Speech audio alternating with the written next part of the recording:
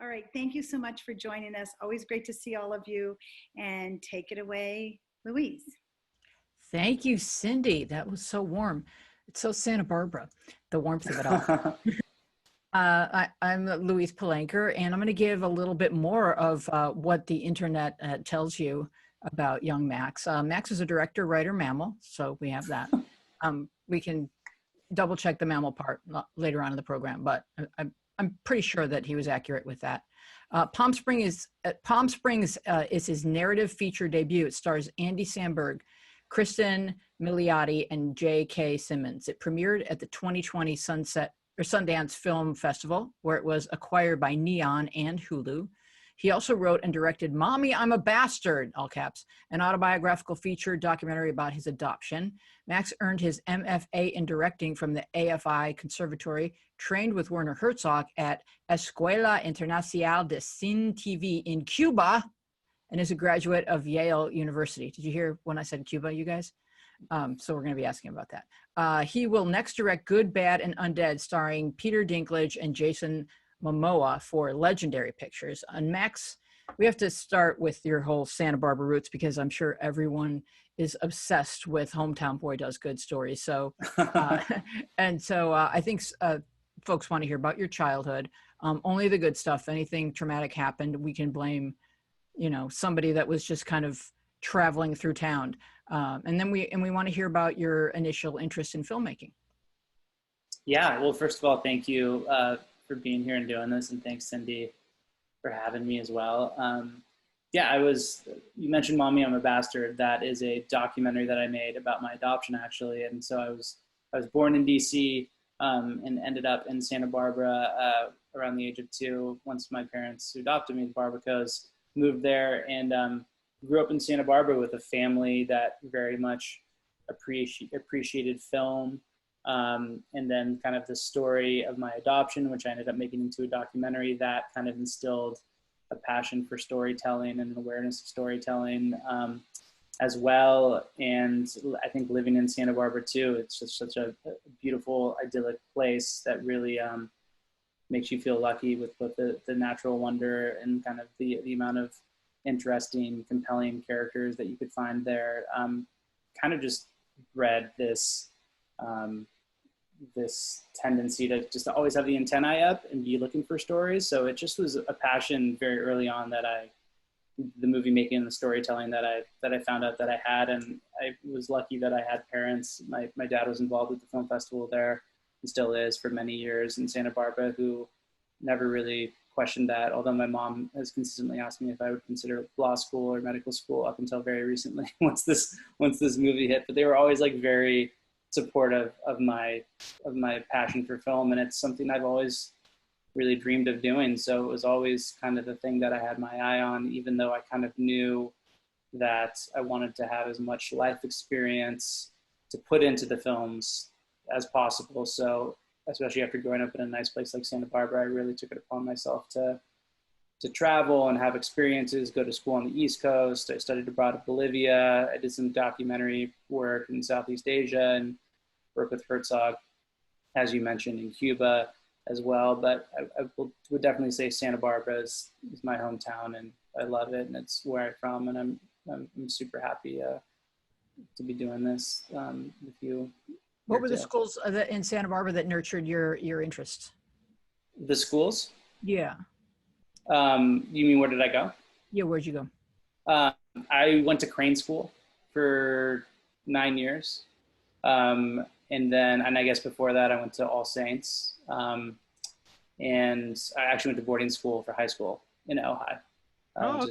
A school called Thatcher, which was... yeah, Thatcher's great. Did they have any filmmaking opportunities for you there?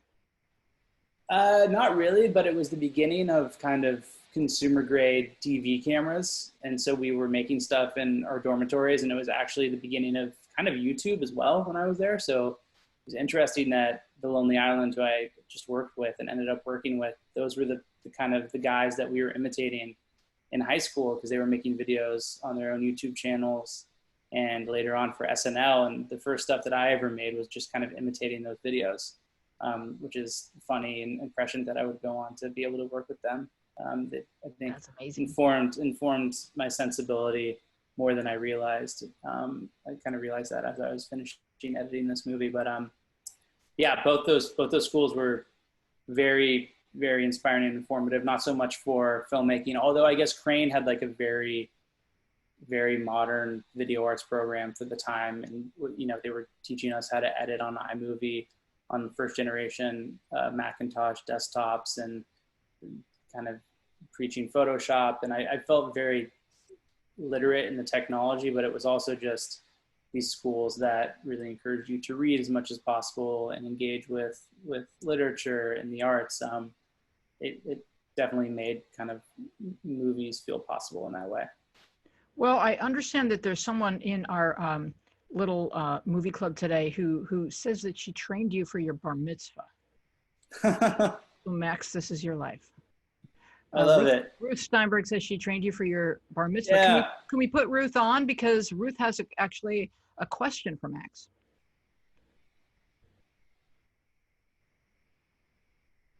I don't know what our Ruth, go ahead. You are allowed Hi. to talk. Hi, Max. Hey, how's it going? How are you? I'm good. Good to hear you. Good to see you.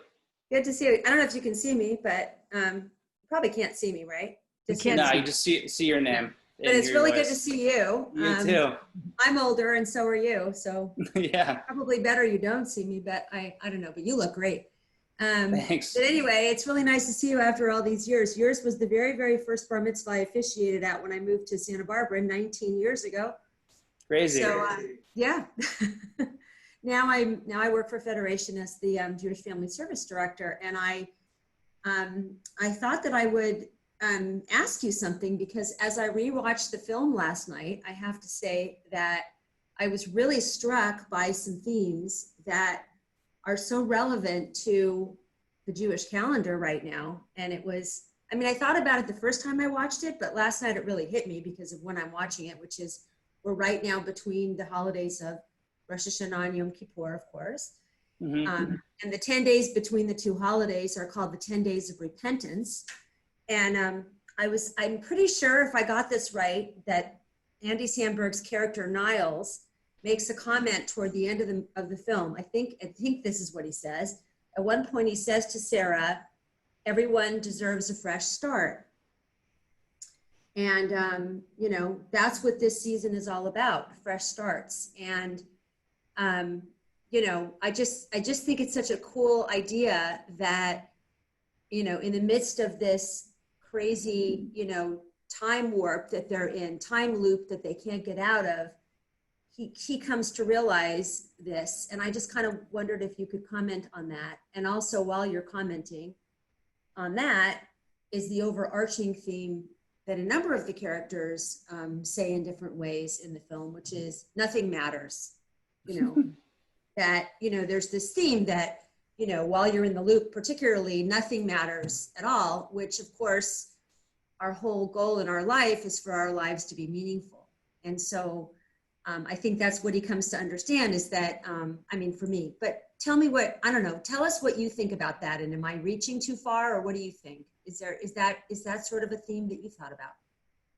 Definitely. I think Niles, at the outset of the movie, he acts like he has this philosophy that's sound and he has it figured out, but it's really, pretty self-centered, and it's Sarah who jolts him out of that and shows him that there is purpose in caring, and there is meaning in each other, and finding each other. There's purpose in caring about one another, and in a confusing world, the only truth kind of is love. I would say I think a reason that the movie has been successful, just in that people are relating to it in this time, is that it really is about talking about being in the middle of these two holidays right now, like sitting with yourself. That's what these characters are forced to do, and kind of grappling with their imperfections and their mistakes and their messiness. And it's what, yeah, we're in the middle of the high holidays, but since March, I haven't really gone anywhere. You're kind of stuck with yourself as well. And as the world turns and seems to get more chaotic, and I think there's a time and a window to do that, but it's also about, after wallowing in those feelings, making the choice to kind of break out of them and rise above, and kind of try to be better and do better. So it's very, and that's, I think the Sarah character is the one that makes that choice in the movie, right? And she kind of forces the Niles character to follow her in that direction. But yeah, I mean, that was all, it's a very personal movie. You know, it takes place on November 9th, which is the day after the 2016 election, when the world seemed to kind of change all of a sudden, and values that we thought, you know, were important and that we believed in kind of changed overnight, and everything felt confusing. It also felt like we were kind of stuck and powerless, the monotony of our lives. So it's this stew that I can't say we were like thinking necessarily about like one strain of spirituality or religion or the high holidays or anything like that. But I'm very proud that people are able to kind of glean that from watching the movie, for sure. Well, the movie's resonating. I think it would with folks, regardless of the election or of the pandemic. It's really resonating with folks because it's a great film. But I think in this pandemic, it's everyone is sort of stuck in the same day, and a lot of us are thinking about the purpose of our lives, and either we become nihilistic or we become super purposeful. It seems to be, you know, one end of the scale. It's hard to just stay normal. Yeah. When your day to day, it becomes, is it like Sunday or is it a holiday? Well, it all feels the same, and yet I think we feel best about ourselves when we're being purposeful, and that when we sit with ourselves, and Jewish holidays sort of enforce that as well. We have to ask ourselves if what we're doing, you know, has meaning. And when did this film come to you? And did you look at the script and think, oh my God, I cannot pull this off. It's too complicated? Because in terms of storyline, it's not typical.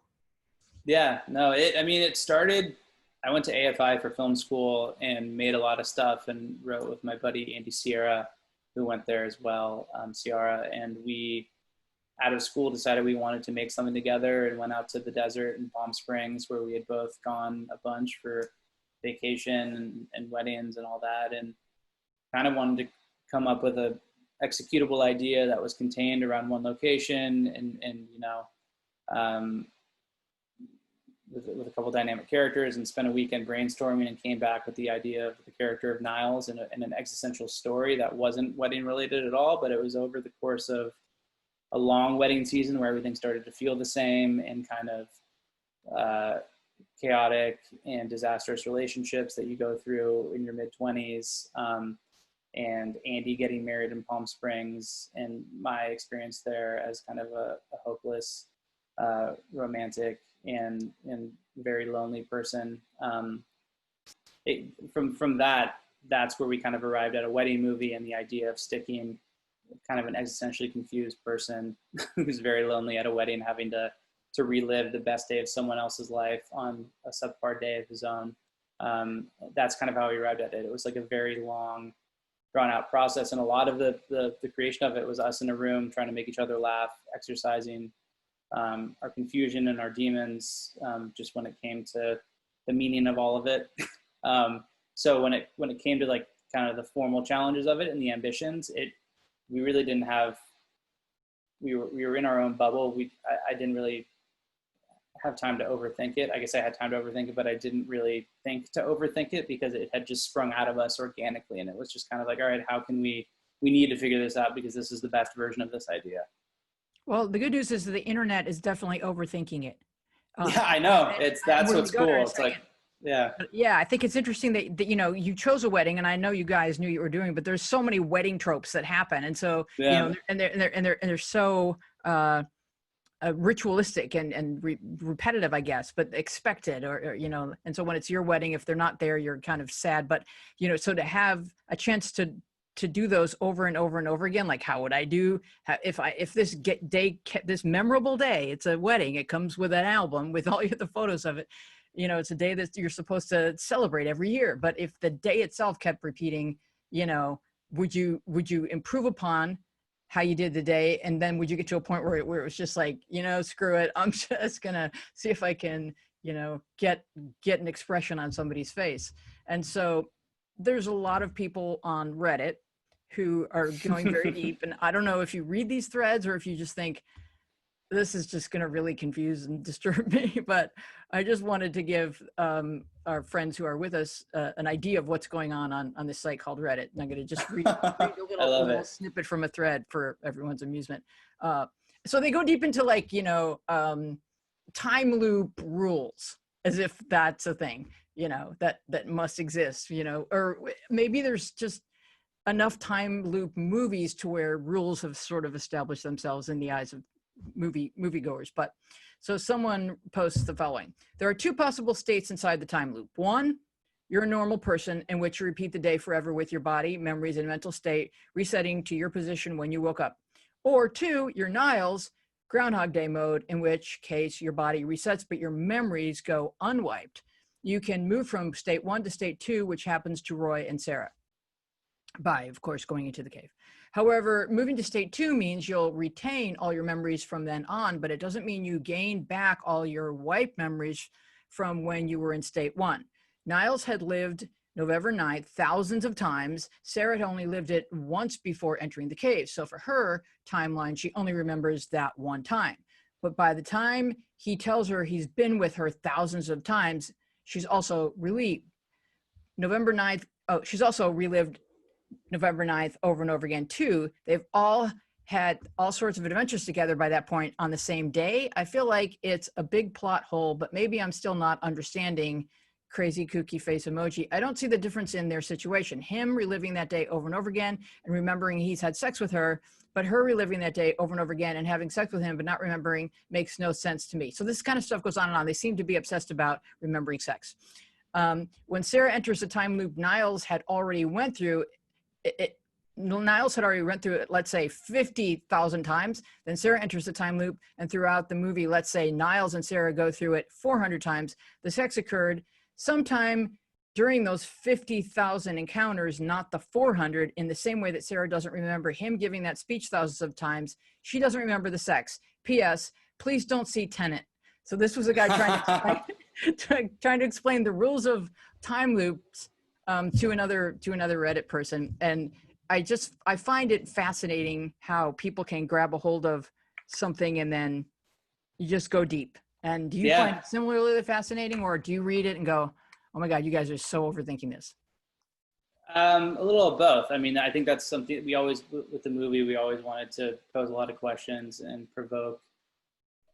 It's like the end of the movie, the dinosaurs on the horizon. We always wanted an ending where I know what it means, even within our team, people think it points and people think it points in different directions, whether they got out or they're in a different reality, or it's dinosaurs are real or they're not. But what matters is that we're continuing to talk about it outside. It's funny with the time loop thing, everybody has a different understanding of time loops that they like bring into the movie. Like that description is presupposing that, that's a different, the Sarah that he has sex with is part of a different loop that has moved on. So she's not living with that. They're different versions of people each day, even though he's stuck in the same loop that's kind of resetting. So it's fun. That's the fun stuff, it's very, and there's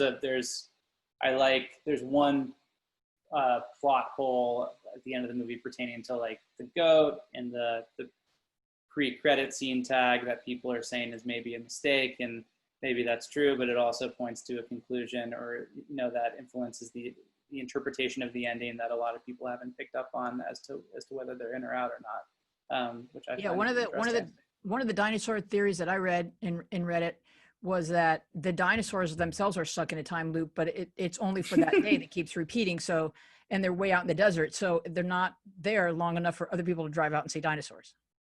Yeah, I like that. I will say the dinosaurs are definitely real. That's all I'll say about that. Okay.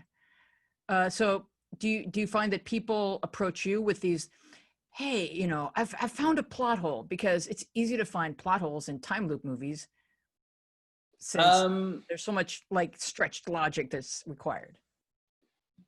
Yeah.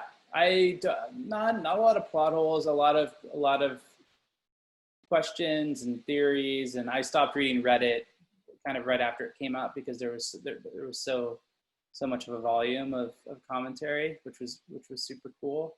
But I just find it's fun if it allows the conversation to continue and people to spend more time with the characters. It's super Yeah, just fun. to tell you, like, because my Twitter is basically politics, but like even across my Twitter, someone saying, I need to talk about Palm Springs. Who's up? That's amazing. I saw a Kamala meme with I think it was like a Sarah quote, like I'm getting out of this day or something like that, which I loved, that we've transcended the election talk. Wow, that's so cool. All right, I'm going to read a letter from Eugene because I want to make sure that I include him. Let's see, where was it? So I cut and pasted a lot of things into here, and they're not all in order. All right, so number one, I haven't seen many time loop movies besides Groundhog Day, and I'm sure this movie has gotten comparisons to it, even though beyond the time loop concept, they are not very similar. When Sarah comes up with the idea that you have to be selfless and then you're free, and subsequently this does not work, was this scene added to say, we're not Groundhog Day? I wouldn't say it was that deliberate, but it was kind of just covering our bases, It's because Groundhog Day is the best. It's one of my favorite movies ever, and it spawned this entire, subgenre of sci-fi, the time loop genre. So it was just kind of covering our bases, because people are bringing that expectation in with them. One of those, when Niall says this is one of those infinite time loop situations you might have heard about, like that very much was, okay, let's make it clear that these characters know what the movie they are in is, that they are living a Groundhog Day type situation. I personally just, when I make stuff, never want to put in too specific of pop culture references, just because to me that kind of dates it sometimes. So we didn't want to come straight out and say that, but yeah, I mean, we definitely made this knowing that that's what people were going to come in with. And then, from between the time when we were like, all right, we're doing the time loop thing, to actually premiering at Sundance, that was, 3 years, and there were a slew of other time loop projects that came out from Russian Doll, to a couple other Netflix movies and concepts, and it's fertile territory. It's really interesting that people are finding, this subgenre to be a really promising one to kind of comment on our daily existence today. There's something in the water, obviously. Mm-hmm. Yeah, it definitely, it's like a photograph lets you study something, and a time loop lets you really repeat, continue to make different choices. Then, I mean, I guess kind of we're stuck with all of our choices, right? Yeah. We're stuck with them. But if you could do that, then you could, and maybe we should look at every day as being a time loop. Like just because you made a mistake yesterday, you could still try it differently tomorrow and learn from what you did yesterday. It doesn't have to be in a time loop that you would have a chance to redo, because most of what we do doesn't change that much from day to day. So you could still always try to improve, Yeah. And our habits, at least my habit, I mean, it's so hard, so easy to fall into habits. It's so hard to break them that it does feel like it's easy to feel like you're living in a loop, for sure, if you have tendencies and habits. Yeah, especially if you're somewhat addicted to them. Yeah. Whatever it is, your phone or video games or whatever.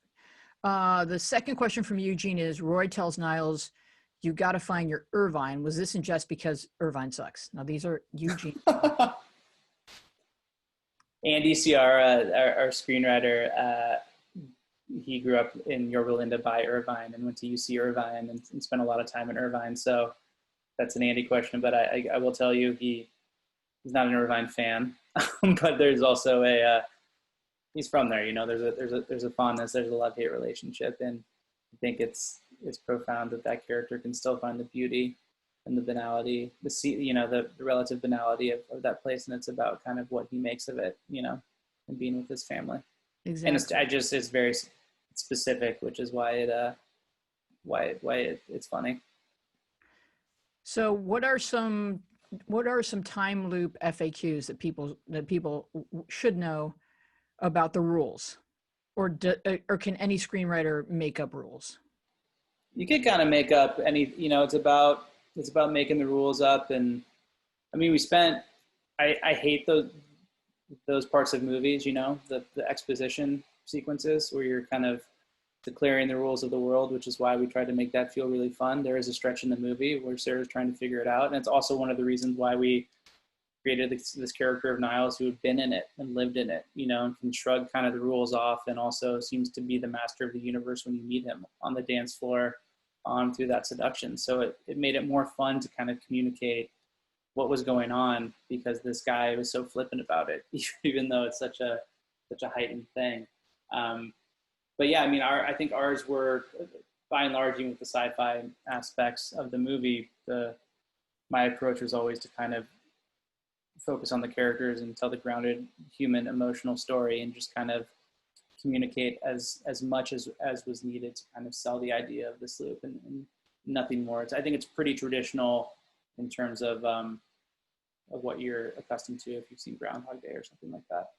Yeah, and I think time's a really important character. I know that people often claim that a thing is a character in a film, but time is important here, and in not just the time loop, but the pacing of the film itself. So did you just shoot everything, get all the coverage you need, and then sort of create the pacing while you were editing, so you could just feel it, what it needed, when it needed to be still, and when it needed to show us the repetition?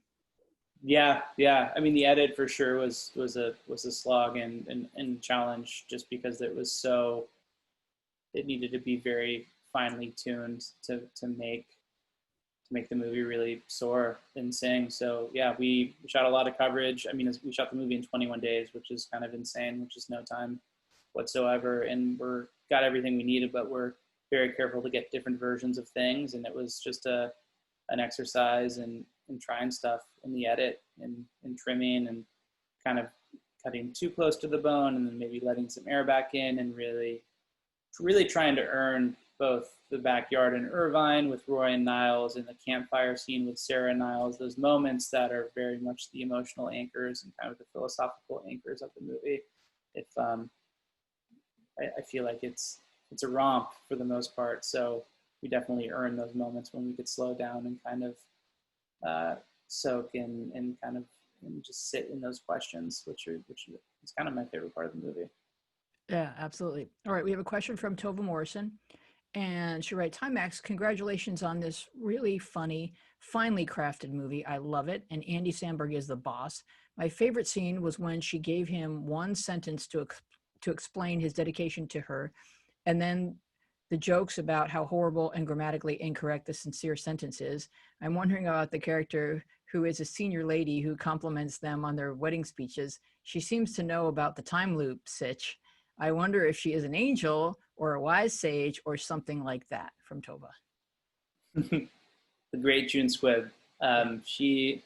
There's a moment that's cut that in Andy's speech and Niles' speech, where he kind of introduces that character, and it's very clear who she is. She's Nana Schlieffen. She's Abe's grandmother, the groom's grandmother, who's adopted Jerry Schlieffen, the guy who hands the beer to Andy in the pool in the beginning. It kind of explains the family. So she's a wedding guest, and it's kind of meant to be ambiguous, like if it's a lady just kind of saying something ambiguous and not, kind of trying to be funny, or if she is kind of a sage or in the loop herself. I don't like to answer it, because I like to let people kind of believe what they want to believe. I've also been telling, poor June Squibb, I've been telling journalists and stuff to look for her and ask her, because she might know the answer, but she really doesn't. We never really talked about it.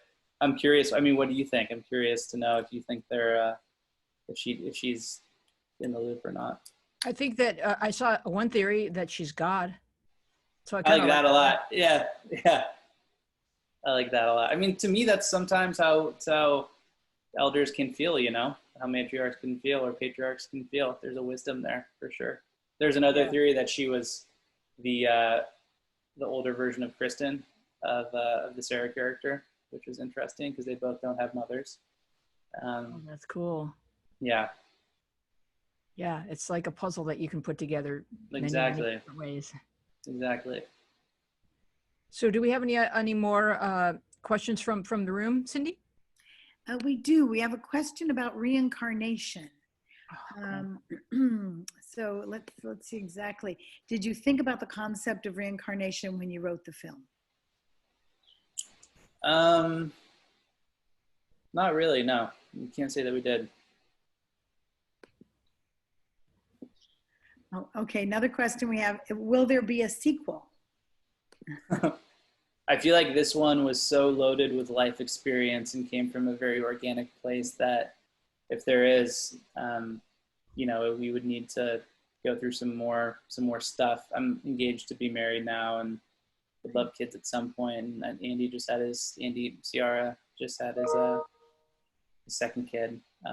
So maybe there's something there down the road, but no plans yet for that. Although I love everybody dearly that worked on the movie that I got to collaborate with. So hopefully we can make some more stuff in the future. Do you guys call each other and sort of celebrate the success? Or are you going to enough press events where you see each other all the time constantly anyway? We're on text threads, and we'll pinch each other virtually, and after certain press things we'll check in. But it's surreal. And there was, when the PR machine was going full blast, we would get emails with all the coverage, and that was really cool to be on with everybody. Wow. So what are Andy and Sarah meant to learn about themselves and the world from their time in the loop, or is it up to the audience to contemplate that? I think it's the movie kind of holds up a mirror to where you're at, with yourself and your relationships, which I really like. And that's kind of how the ending functions too. It could kind of just tell you what you're bringing into it, what kind of energy you're bringing into it. I think they both learn that the world is confusing and is very easy to just consider as kind of fickle and meaningless and not worth it, not worthy of investment. But there's purpose in caring, even if there's not you're not sure what you're going to get back, and taking the plunge and committing to somebody can be very profound. I think that's what they learn, and can kind of open your world up and yourself up to a whole new slew of wonder. What are some fun, magical moments that kind of just happened because people were being really playful and adventurous, and that we see in the film?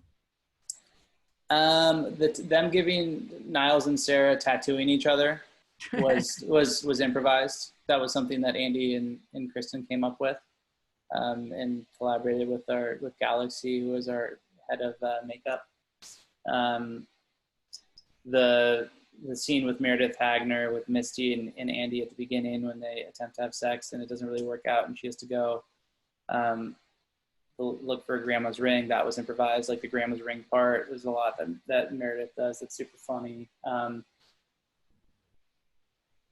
Everybody kind of found something in a lot of scenes to kind of, I was very careful to do that because we had a really great cast, and so we would get what was on the page, which was brilliant and awesome, and then I'd be very sure to open it up before we changed setup so people could play. So I think there's a lot of examples for sure.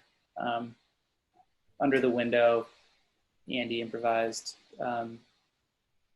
"Don't You Kiss Me," and she says, "Don't tell me what to do." That was an improvisation, and that was just them kind of locked in and having fun. So, and that was the best part. I love that kind of stuff. Yeah, that's so cool. Do you have any additional questions? Carol Barrel is asking if you can see it anywhere other than on Hulu, but I'd imagine Hulu's the place. Hulu's the place. There might be. It's funny because it's playing internationally. I have friends in Russia and Taipei who are telling me, in like Argentina, who are saying like, "Oh, we saw it in theaters." It's like, that's great. That's cool. I hope. And Neon was going to do a theatrical release before the pandemic hit, and that might still happen at some point once stuff starts opening up again. So maybe look for that. And it did drive-ins as well, but Hulu for now is the place where you could see it. Can you talk about your time in Cuba? Yeah. Tell us Um, what that was like.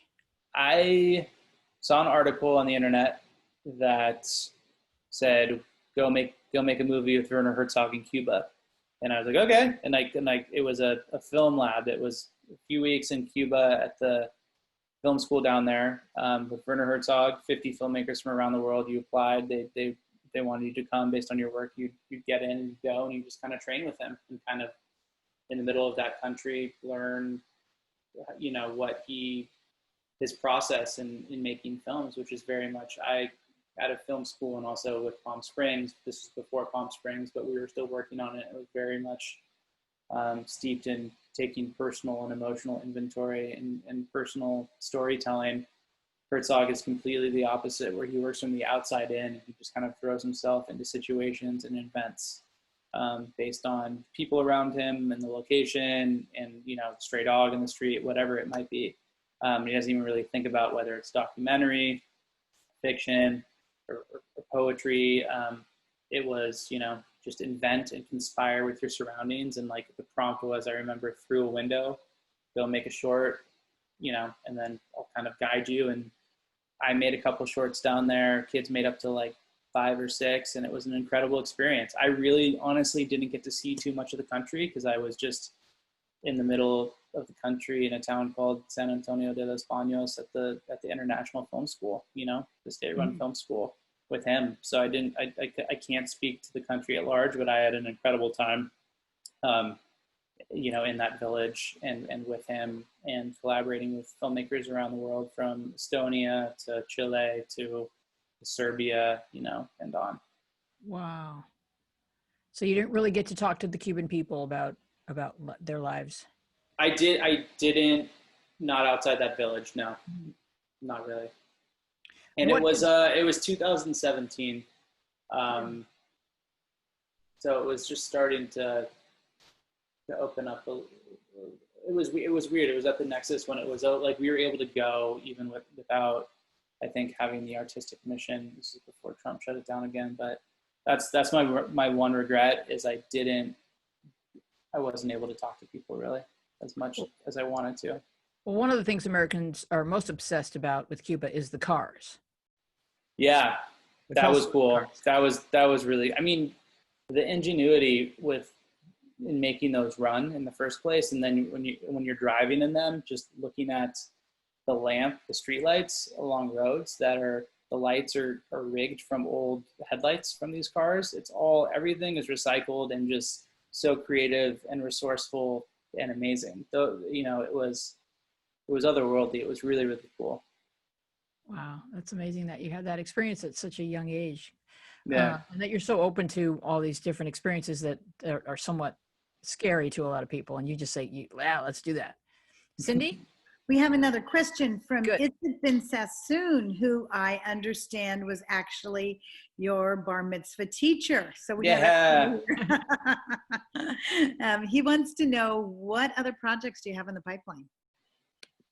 It's interesting right now because it's kind of an unprecedented time in terms of what will happen, what you can go make. So there's a few things I'm working on. I'm writing one movie that's exciting. That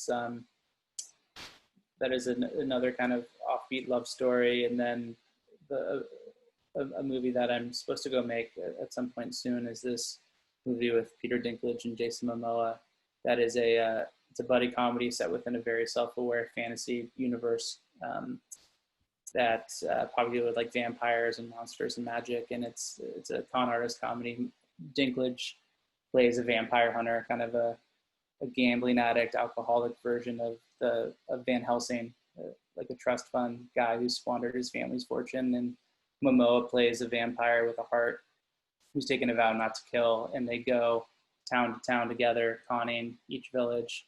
Dinklage pretends to capture Momoa, and they split the money, and pretty soon a big bounty is put on their heads, and it becomes this big chase movie, this big romp. So it's this grounded human story about these two outcasts that are kind of learning, don't really have much except for each other, and have a lot of shame about who they are within this very heightened universe. So it has a there's commonality with Palm Springs in that sense.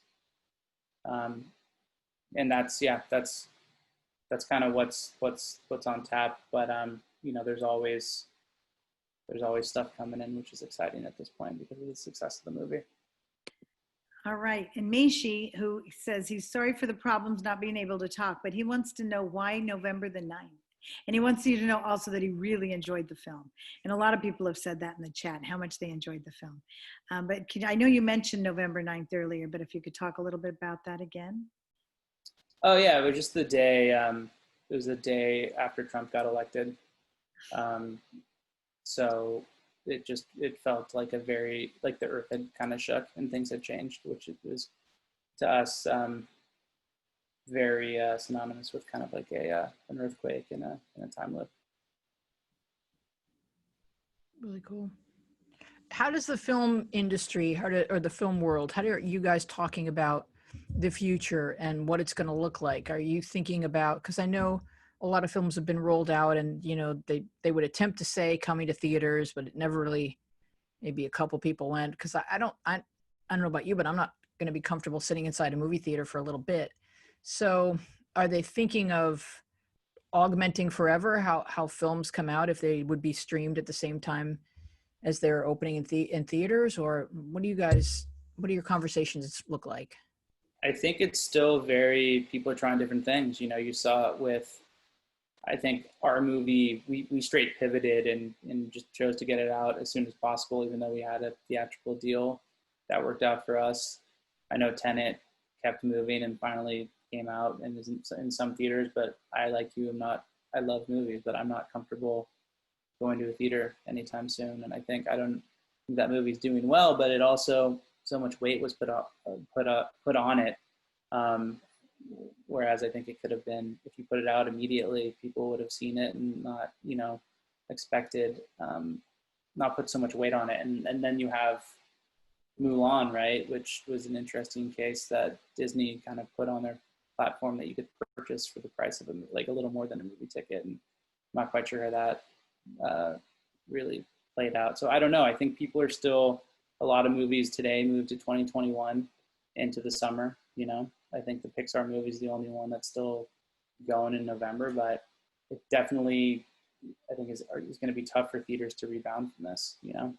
Even the ones that are open are at half or less capacity, and it just is, the cynic in me sees it kind of as a acceleration into the inevitability of watching more stuff at home like we do already, even though there are tons of movies that deserve to be in theaters, you know, on that scale. And I love going to a theater and being in the dark with people, but it's hard to do that right now. I don't know if anybody quite knows yet. I think a lot of people are just hoping that it goes away, but we haven't dealt with it, you know. We haven't dealt with the virus at all. So we have a great question from an 8-year-old, Talia Pellegrini, wants to know, what were your favorite movies that you liked as a kid? Good question, Talia. 8. So I was